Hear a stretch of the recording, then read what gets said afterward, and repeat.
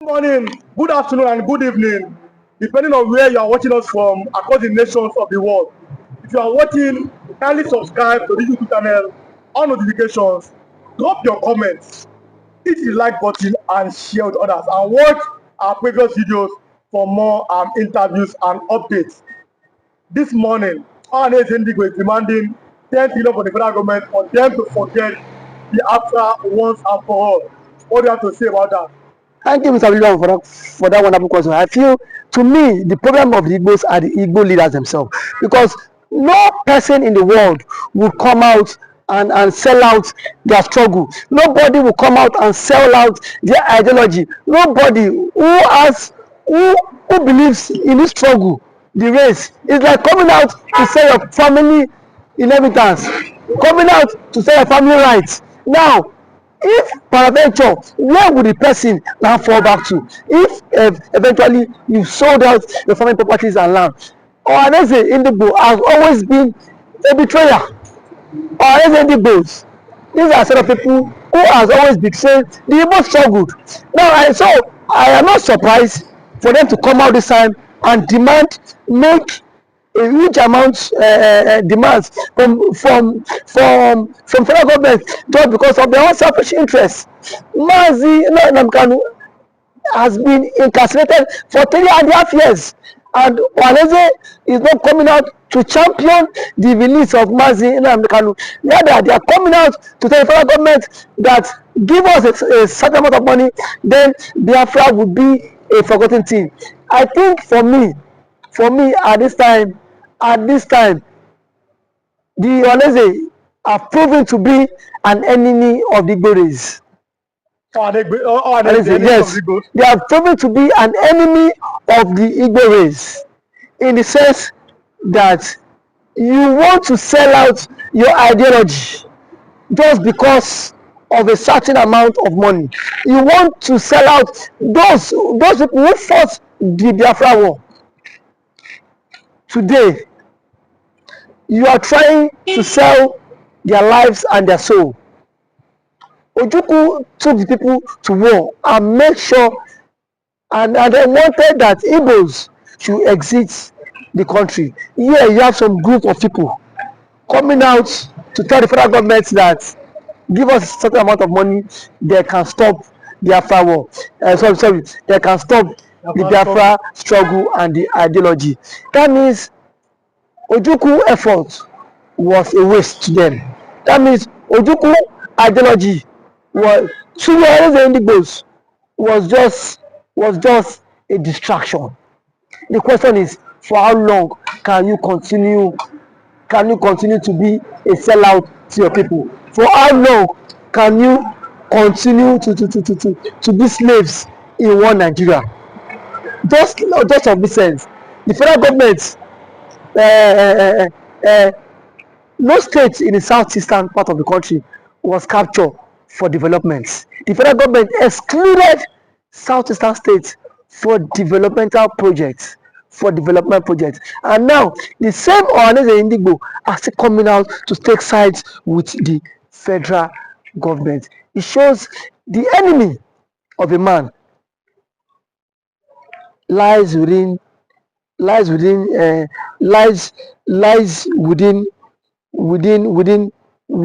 compound of that man. Ohanaeze for years have proven that they don't believe in the Biafra struggle, and I think for me it is high time they have to let go. Let those who believe in the struggle fight for the struggle. Let those who believe in the struggle champion the struggle. Ohanaeze Ndigbo should not come out and discredit the struggle. The same Ohanaeze Ndigbo in time past have told federal government that give us some amount of money, we would arrest Samonepa for you. The same Ohanaeze Ndigbo played a vital role during the arrest of Mazi Nnamdi. These same people have proven to be sellouts to the Igbo race. These people have proven to be an enemy of the Igbo. Yes, because nobody will want to sell our people just because of greed, just because of selfishness, just because you don't believe in a struggle. If you don't believe in a particular struggle, why can't you opt out and let those who believe in that struggle push for the struggle and champion the struggle? You are saying that if you don't believe in the better struggle, that means you don't believe in Ojuku's ideology. Those that believe in the better struggle, let them let them go for a struggle. So for me, at this particular time, I believe that Ohanaeze Ndigbo has proven to be an enemy to the Igbo race, and will continue if care is not taken, they will continue to jeopardize the BiAFRA struggle. And then I want to appeal to every meaningful person that this they should not listen to this set of people, because these people have become a slave and errands in the hands of the Nigerian government. What is the way forward for the Igbos if their apex shareholder organization Ohanaeze Ndigbo may have compromised their future? What's the way forward for the Igbo people? It is simple. The way forward for the Igbos is to discard the Ohanaeze Ndigbo group, because these people, you cannot you cannot call them to be a secretarial group fighting for the interest of the Igbos. We saw what Debanjo stood for. He was for the Yoruba race. He stood for the Yoruba. He spoke for the Yoruba. Everything what he did was for the Oduduwa. But these are the set of people who are neither there or here, who today will come and speak for the Igbo, tomorrow speak against the Igbo, tomorrow speak in favor of the federal government. The question is that are they truly fighting for the Igbo race? Because if truly they are fighting for the Igbo race, Mazi Nnamdi Kanu has been incarcerated for years, and now the Ohanaeze Ndigbo, what is paramount to them is telling the federal government, give us a certain amount of money and BiAFRA struggle would be forgotten. Nobody wants to do that. Ohanaeze Ndigbo, they are supposed to be elders who are supposed to secure the lives and faith of their children. Don't you think that the Igbos, they should break away from the Ohanaeze and maybe the youth should form a vibrant group that will tackle the federal government head on their quest for agitation? I think that is the best thing, because you cannot always you cannot claim to be the spokesperson of a particular race, and now you are not you are not bidding for the interest of that race. So at this point, I think the youth would have to break away, because since their interest is not being captured, the interest of Igbos are not being captured, whether the interest of the Ohanaeze Ndigbos themselves is being captured. All what they have been championing is just money.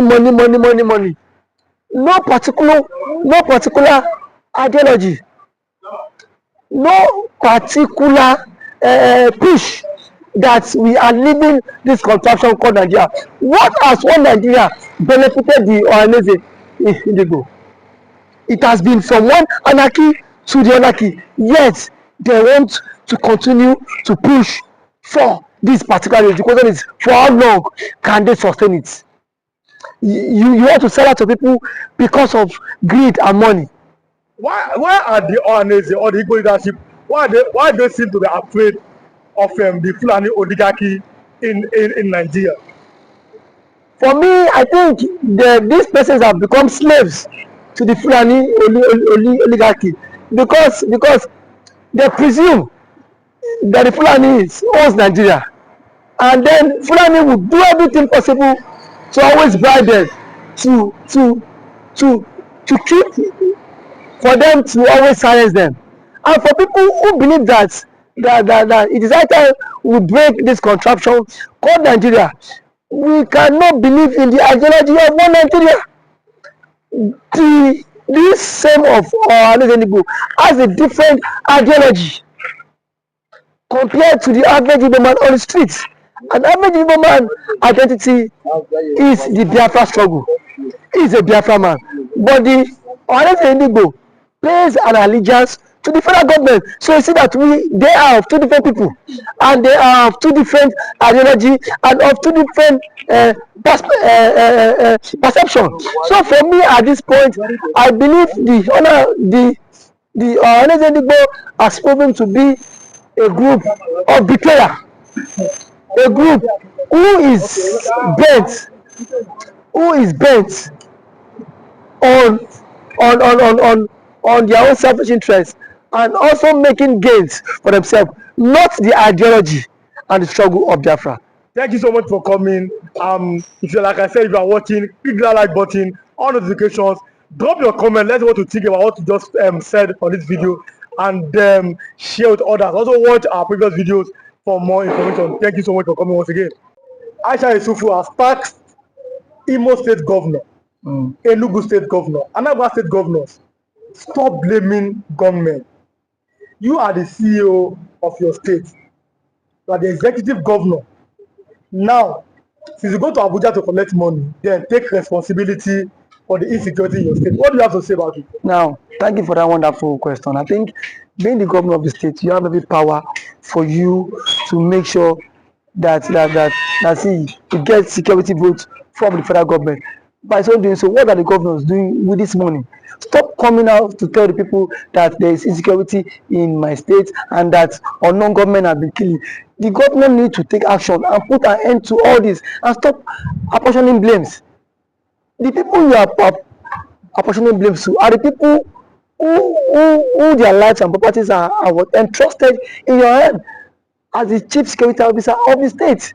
So for a governor to come and start telling people that there is insecurity in my state, I think to me the governor need to stand up and then act now, because every now and then allocation is being shared for you, security vote is being given to you, and you have the mandate. The primary function of government is to protect life and property. Yes. So if you cannot protect life and property, then why are you the governor? But some have said that the governors have no power over the military. That it's only the president as the commander-in-chief of the armed forces. What do you have to say about that? The governor does not have power over the military.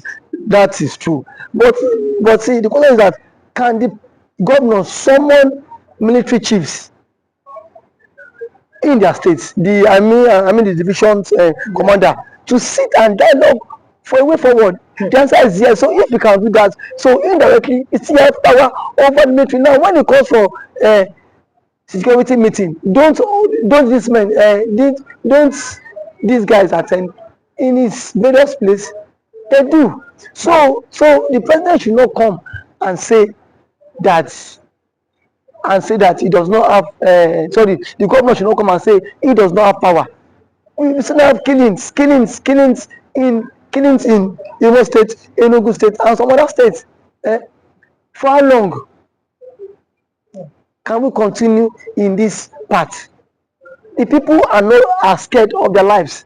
The people cannot even access government, access those who they claim to be electorate. We cannot access people that give us the mandate. So how long can they continue like this?